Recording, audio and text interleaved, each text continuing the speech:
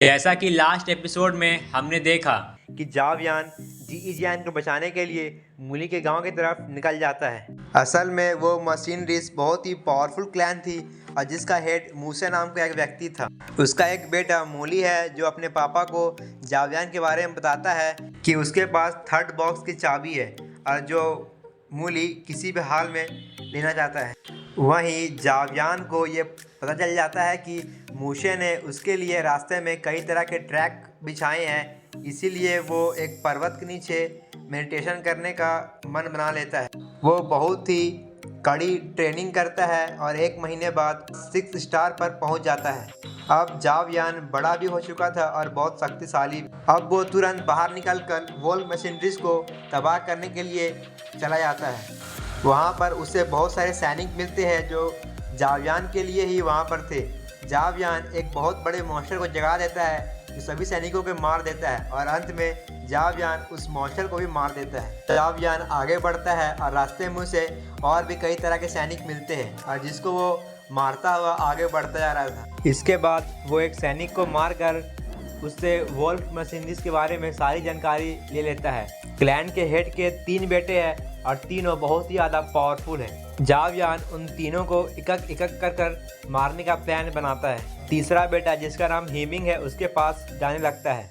वहीं दूसरी तरफ वोल्क मशीनरीज को ये खबर पहुंच जाती है कि जावयान एक कर सभी को मार रहा है, लेकिन वो ज़्यादा चिंता नहीं लेते हैं क्योंकि हीमिंग एक 8 स्टार का वॉरियर था और वो जावयान को बहुत ही आसानी से हरा सकता था। वहीं हमें हीमिंग को दिखाया जाता है जो अपने अय्यासियों में मग्न था। तभी वहाँ जावयान आता है और वो उसे लड़ाई की चुनौती देती है और उन दोनों के बीच बहुत ही आइकॉनिक लेवल की फाइट शुरू होने लगती है। पहले तो जावयान भारी पड़ रहा था, लेकिन अब हीमिंग अपनी ट्रू पोटेंशियल का इस्तेमाल करता है और जावयान को बहुत ही बुरी तरह से मारने लगता है। लेकिन जावयान हार नहीं मानता और अपने टीचर के द्वारा सिखाई गई हर टेक्निक को बहुत अच्छा से इस्तेमाल करता है और हीमिंग को बहुत बुरी तरह से हराने लगता है और हीमिंग को मार देता है। जब मूसे को ये पता चलता है तो वो बहुत ही ज़्यादा गुस्सा हो जाता है और वो सभी वॉरियर को जावयान को पकड़ने के लिए भेज देता है। वहीं हमें जी जियांग को दिखाया जाता है जो एक कमरे में एक मास्टर के साथ। उसके पास भी ये खबर पहुंच जाती है कि जावयान यहाँ आ गया है और हीमिंग को मार डाला है।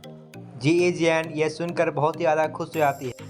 अब लॉर्ड याओ जी जियान से जावयान के बारे में पूछता है तो जी जियान बताती है कि उसने मेरी एक बार जान बचाई थी और इसके अलावा मैं उसके बारे में और कुछ नहीं जानती।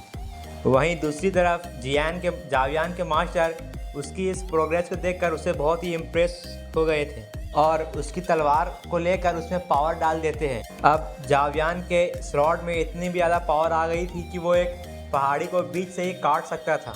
अब जावयान इतनी ज़्यादा शक्ति को पाकर बहुत ही खुश हो जाता है, लेकिन उसके मास्टर उसे बताते हैं कि तुम इस पावर को एक दिन में एक ही बार यूज़ कर सकते हो और यदि जावयान ने उसे एक से ज़्यादा बार यूज़ करने की कोशिश की तो वो बहुत ही ज़्यादा घायल हो जाएगा।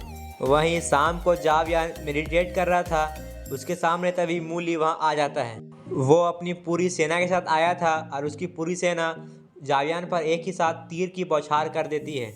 जावयान उन सभी के अटैक से डॉज कर लेता है और उनसे दूर भागने लगता है, लेकिन आगे जाने पर उसे एक खाई मिलती है और वो वहीं पर रुक जाता है। अब वहाँ मूली के साथ मूसे भी आ जाता है